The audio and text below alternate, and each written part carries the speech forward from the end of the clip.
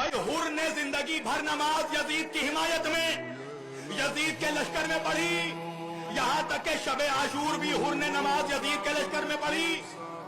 कोई कहेगा 2 मुहर्रम को तो हुसैन के पीछे पढ़ी है, मगर हुसैनी बनकर नहीं, यजीदी बनकर था, यजीद के ही लश्कर का कमांडर।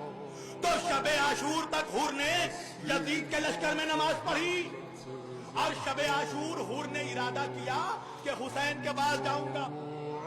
टहल रहे हैं बेचैनी में, बेटे ने पूछा बाबा क्या हो गया, कैसी बेचैनी? कहा मैं एक ऐसे मोड़ पर खड़ा हूं जहां से 2 रास्ते जाते हैं। बेटे ने कहा बाबा क्या रास्ता? का एक रास्ते में हुकूमत है, ऐशो इशरत है, दौलत है, ताज है, तख्त है, और एक रास्ते में रसूल का नवासा है, शहादत है, कुर्बानी है।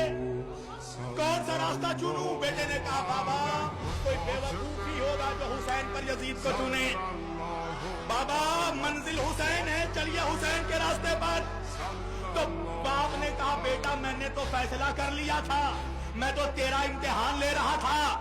तो बेटे ने कहा बाबा फैसला कर लिया तो चलिए।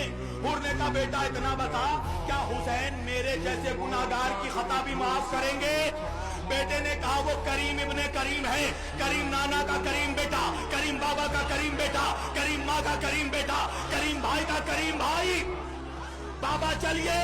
जब बेटे का जवाब सुना तो हुर ने कहा बेटा चलूंगा, मगर रात के अंधेरे में नहीं जाऊंगा, वरना यजीद की फौज कहेगी हुर छुप कर डर कर भाग गया। मैं सुबह के उजाले में जाऊंगा। तो सुबह की नमाज भी हुर ने यजीद के खैमे में पढ़ी, और नमाज सुबह पढ़ने के बाद हुसैन के कदमों में आया और नमाज ज़ोहर से पहले शहीद हो गया। तो इंसाफ से बताओ जवानों, हुर की कितनी नमाज कबूल हुई, मगर हुर गया कहां? तो सब कहेंगे जन्नत। तो इंसाफ से बताओ हुर को क्या चीज जन्नत ले गई, नमाज या इश्क़ हुसैन?